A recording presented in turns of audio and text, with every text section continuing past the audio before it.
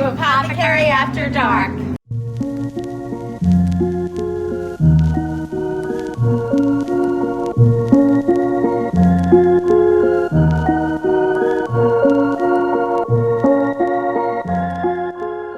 Hey everybody, welcome to another episode of Apothecary After Dark. It's Amityville Apothecary's official podcast, what we talk about when we lock the door and we kick all the customers out. I'm Dina, co-owner of the Apothecary, and I'm here with my business partner in crime, Danielle. Hi guys, I'm Danielle DC, and we have a very special guest with us today. Miss Stacyann Forrester is our resident astrologer. Whoop, whoop. Yeah. Hi, everyone. Great to be on the podcast and excited to share with what's coming up this summer because it's this really exciting astrology happening right now. So I'm a little nervous because the astrology Don't be nervous. this spring was a little bit wild, right? Yes, absolutely. I think the theme of 2025 has been big changes, right? Big change, yeah. And there's this energy of like musical chairs, you know, that energy of like, you know, the music is playing, you're going around, everyone wants to find their chair, but, you know, before the music stops. And the thing to remember, you know, you have this anxiety building inside of you because you're hoping to get a chair. You will get a chair. There's going to be lots of changes happening between this year, following through early next 2026. But 2026 is when it's go time. Everything has been through the change. It's there. It's settled into new signs. We're playing musical chairs, but we're not short a chair. We're just changing locations. Yes, think about it as we're all going through major shifts, major transition. The thing I remember about that game is everybody's like so anxious as they're creeping around those chairs, and they're ready to knock someone over. And I'm feeling that energy like in society right now. Like there's a lot of wild tension and like questioning of like, what's happening right now? So like it's interesting. I look forward to learning more about the astrology and like why that is. Yeah, and it's because all the major outer planet, we call these transpersonal planets because they move so slowly. Pluto, Uranus, Neptune, they take forever to change signs. And when they do, it's like dawning of a new era. And we're in it right now. It started last year with Pluto entering Aquarius in November to stay until 2044. So 2 decades worth of Pluto. We're going to be like Aquarius. dead by the end of it. Shh, don't say that. Don't say that. My goodness, we're still young chickens. so wait. Stacyann, what is Pluto in charge of? What is that planet charged with ruling? When you think about Pluto, think transformation, think death, rebirth. It's bringing up the darkness, the shadow. It's, you know, dark night of the soul, Anana moving through the underground. It's all the icky things that we don't want to really face, but Pluto's like, we have to face it. So we face the darkness, and the darkness in the sign. And the sign that we're going to look at the dark side of Aquarius. So Pluto in Aquarius about our humanity. And the dark sides of humanity. We think Aquarius is also connected to innovation, technology. So artificial intelligence is going to be one of the things that we face. We're already seeing this right now with like ChatGPT. And I hope we don't get into like an Arnold Schwarzenegger in the movie Terminator situation when those robots. Well, anything is possible. But the thing that we have to remember with Pluto and Aquarius is about our humanity and connecting our mind to our heart, because Aquarius can be this very heady, very intellectual energy, but the opposite, Leo, is all about the heart. So we want to connect that opposite energy of Leo and bringing the mind and the heart together. But there will be darkness because it's Pluto. So, yeah, I feel like it's churning up a lot of things, this shift, this transit. Yeah. And that it's definitely rising that energy and anxious feelings to a lot of people. So what advice do you have for people as they're navigating this? And I know that you took a lot of notes in preparation of this, which is great. So guys, you can book time with Stacyann for a personal astrology reading because she's so insightful and it's fascinating. So you can book private one-on-ones. But we asked her to kind of focus on the summer highlights of what's happening on the broader scale. So yeah, so if you have any personal planets, if you're Aquarius rising, any personal planets in Aquarius, or if you're Aquarius rising, definitely book a reading because it's going to impact you personally. You know, these slower moving planets, they're collective energies that we all go through. But if they touch a specific point in your natal chart, they will impact you even more directly. So yes, and Pluto is one of those planets where you take yourself to the therapist when Pluto touches a sign. So well, listen, Pluto is in Capricorn, and I'm a Capricorn rising, so I just went through this whole thing. So. Right. So please share. If you have Aquarius in your big three, I mean, it was a complete change of my entire life, right? So it was from 2008, right? Yes. I can tell you, like, the person that I was versus the person I am now, it's completely different, but it's not a difference that's to be mourned. So while I understand the anxiety because change is scary, Yeah. I have evolved for the better through Right. Pluto and Capricorn. So, because you do finally make it back into the light. yeah. You know, it's just a dark time, but you do make it out to the light and you're stronger for it. But I don't even necessarily, like, there were moments of dark times. There was certainly a dark night of the soul or two in there, right? Yeah. But it was more so like a stripping away of really what wasn't me, what wasn't truly and authentically me, right? And so when you get to the end of it, it's almost like all the masks through all those years are like forced to be sort of broken and shed. And I, like, the way I saw it was like I was like trying on all these versions of myself, and I was like, nope, like, this doesn't fit, that doesn't fit, this doesn't fit. And then when you get to the end of it, you're like, oh, I could finally say, like, the me that I am at the end of that Pluto and Capricorn is like the most authentic version of me that I could be. it's like an elated version. So Yeah. it's that death and rebirth of the Yeah. phoenix rising. Yeah. Because you shed everything that's not in alignment and you emerge out of those trials and tribulations stronger and wiser Yeah. and better. But I wish I would have had the insight, because when Pluto moved into Capricorn in 2008, I wasn't really paying attention to astrology. So I didn't have somebody like you to be like looking at my chart and be like, okay, so like here are some things to pick up, because obviously what that looked like for me is going to be different than what it looks like for somebody else. Yep, absolutely. Which is why, like, if you do have Aquarius in your sun, moon, or rising, maybe you would want to sort of see what this transit's going to, like, look like for you. Right. And the great thing about astrology is that you have a beginning, middle, and an end. It eventually does end. Yes. So it's helpful to know when you're going through something that feels never ending, that there is a light at the end of the tunnel. Yeah. So yeah, definitely, contact your favorite local astrologer. And Really, and us? you could do it. You could do it virtually too. You don't have to just be in person for it. But okay, so what else can we expect during the summer? Because I know we have limited time and a lot of activity happening. So, what else should we know about summer highlights happening astrologically? All right, so Neptune, another transpersonal planet, slow moving. It was in Pisces. It's been officially in Aries since March 30th. It will go back a little into Pisces during the fall, but for now, it is in early degrees of Aries. And this is about in pursuit of a new dream, right?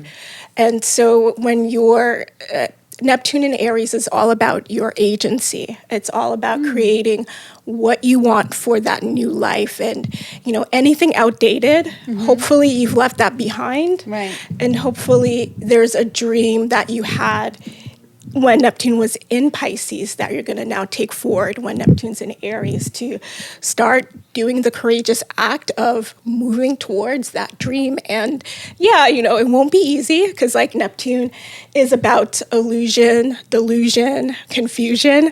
So it's going to take time for you to build that dream. But you do have some help and some help from Saturn. And Saturn will enter Aries on May 24th. And Saturn concretizes. Saturn helps ground that energy of Neptune in Aries and helps to focus that energy as well. And during the summer, Saturn and Neptune will get really close, but they won't come into exact conjunction until February 20th of next year. But they kind of get really close and cozy with each other at that early degrees of Aries. And so, watch for that during the summer to, help focus what that dream is, that new beginning that you want to take forward to come these next few years. So would you say it's a good time to be journaling and dreaming and goal setting and trying to manifest and bring something into fruition between now and then, because then the energy is going to be favorable to help bring that to fruition? Absolutely. Okay, cool. And especially during July. So July put a theme of reflection, refinement, and preparation, and to take it slow, because both Neptune and Saturn will be retrograding during that month. We also have a Mercury retrograde during that month. So it's a great time to, reflect and refine and to take some pause. So you're very conscious about what it is that is what's coming up with these two planets in Aries for you and how to really work with it going forward. And you have time. Neptune is in Aries for 12 years, so you'll have time. Wow. There's no rush, even though it is Aries, and Aries does want to get it going and rush, but you have time. Well, Neptune is a lot of blurred lines, Yes. the way I understand it. But Saturn brings structure and discipline.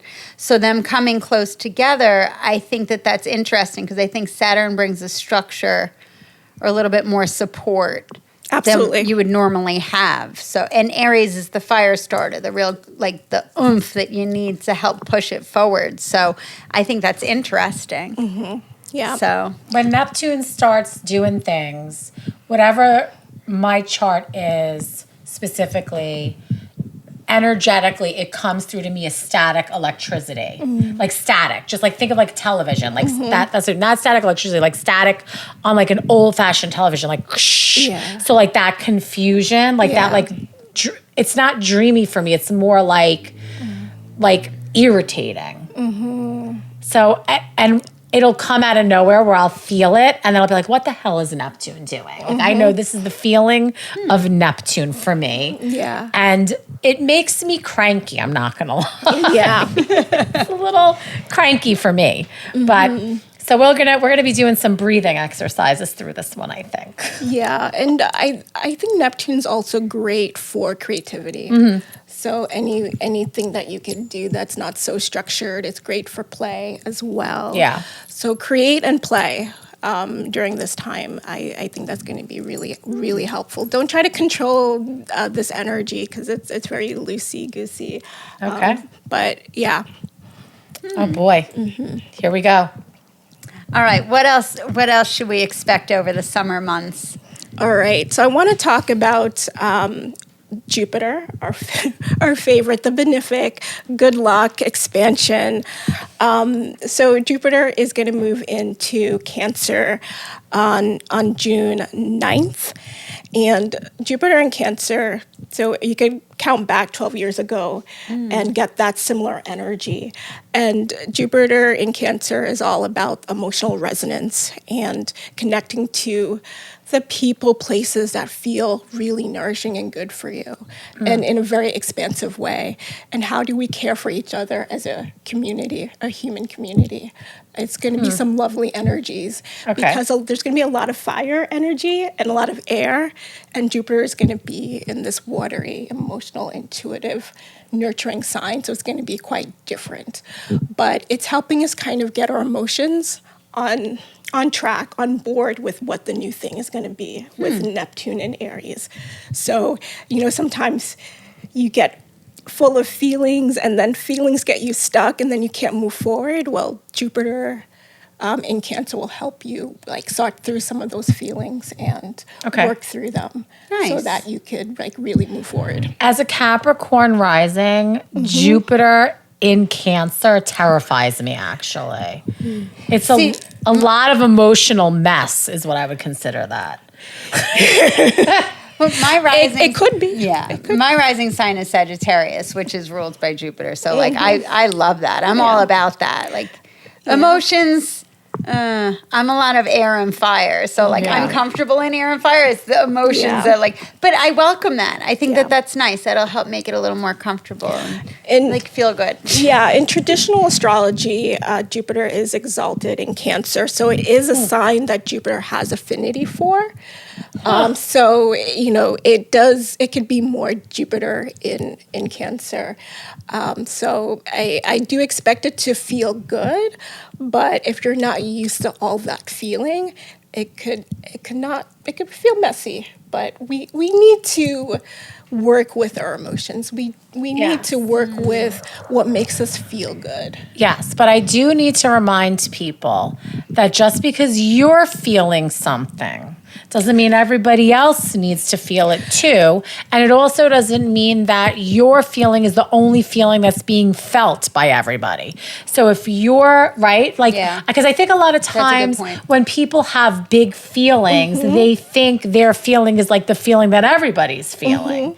Yeah. Right? Right. So what one person could be elated with could be terrifying to somebody else. Absolutely. Or literally just blasé to somebody else. Think about how when we're in a conversation, something that I might become offended by might literally pass the two of you by and you might not pick up on it at all. So it's sort of something I think to keep in mind, because I feel like as a society, we're so hyped up on our feelings and our emotions that we forget that they're personal. Yep. Right. They're personal and subjective. Yes. And so that is definitely a pitfall of this Jupiter and Cancer energy, because we do have to realize that Jupiter is about a truth, a kind of truth. Jupiter and Cancer is subjective truth. I feel this way. It's my truth, but it's not everyone's truth. Correct. And that you have to be okay with that we all feel differently. And so that's something to definitely watch out for. It's my truth. It's not everybody's truth. I think should be on a bumper sticker. Yeah. And it's okay if everybody has different feelings about it. That's the beauty of diversity and individualism. And that's the beauty of personal astrology. So there's collective themes that everybody will be affected, especially by the outer planets, but how you react to that is definitely an individual thing. Like Dina and I have Pluto conjunct our sun, which is, so all of these transits with Pluto, we feel it as part of our core because it's so close to our sun. Yeah. So death and rebirth and transformation probably is a little bit more comfortable or familiar to us because of that. That conjunction. I love Pluto and I love Saturn. I do. Well, I know you don't like Saturn. I love Saturn. I've come to Pluto learn. And Saturn. I've come to learn to respect it, and I like it a lot more now. But that's a hard life lesson to deal with. That sitting on your moon.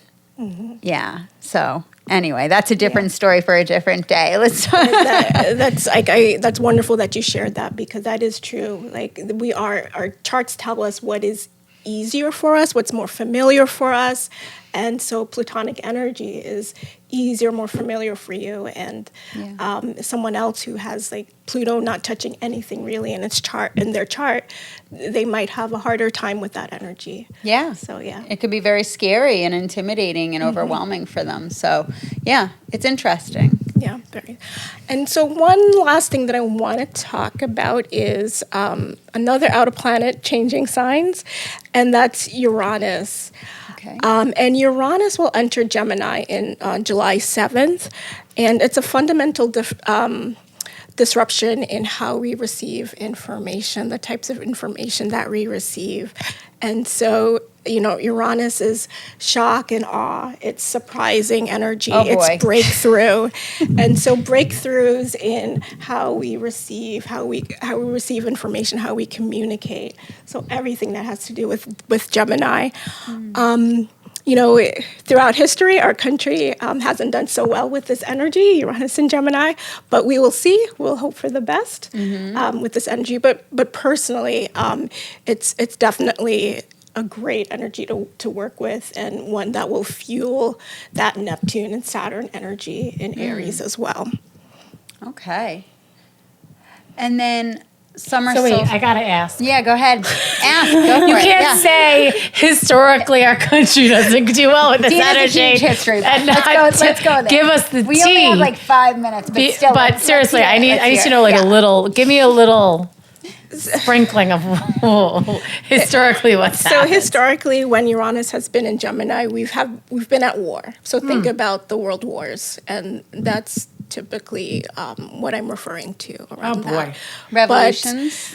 Yeah, because Uranus is that energy of revolution and Yeah. major change, and just where it sits in the U.S. So each country has its own birth chart. So it's a different branch of astrology called mundane astrology, where we look at political events and speak to them based on different countries' charts, and it's super fascinating. It's an area that my school, the Mayo School of Astrology, does.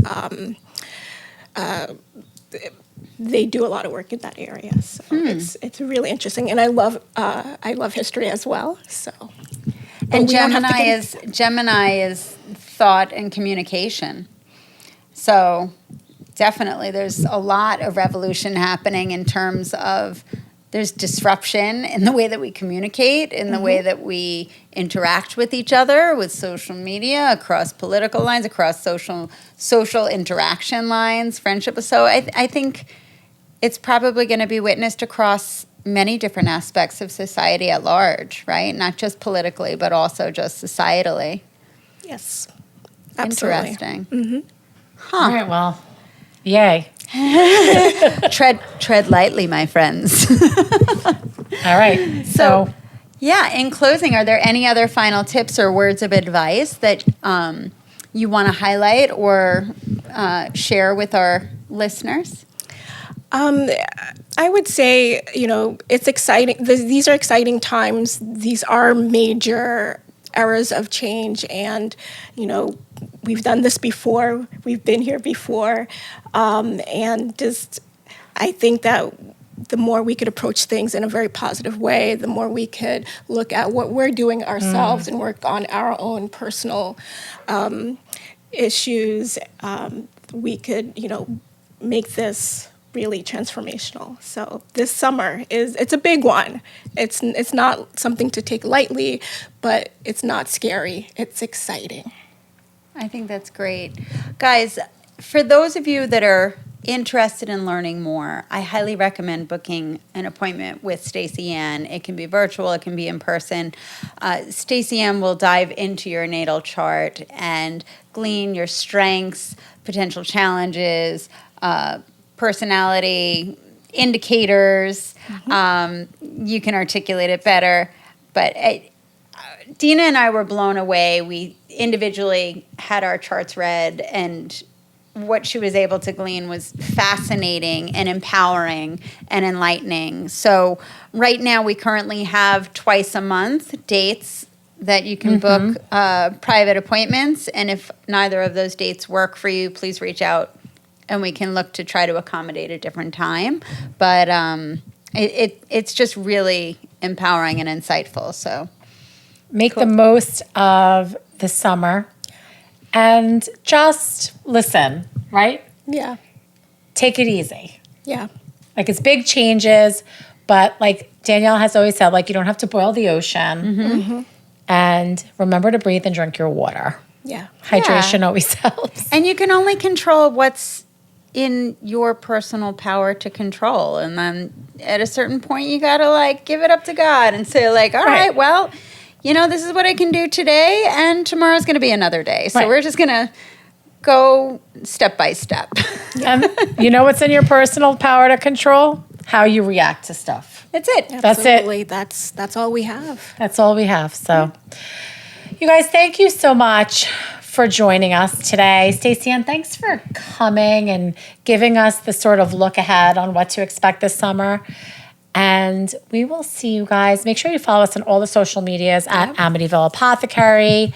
And we'll see you next time. Thanks, guys. Take care. Bye. Bye. Thanks so much for listening to us today. We look forward to connecting with you again soon, so be sure to come back for the next episode. And make sure to follow us on social media. It's the fastest way you can get in touch with us at Amityville Apothecary, Instagram, Facebook, TikTok, and YouTube. And of course, like, subscribe to this podcast. We are eternally grateful for your support.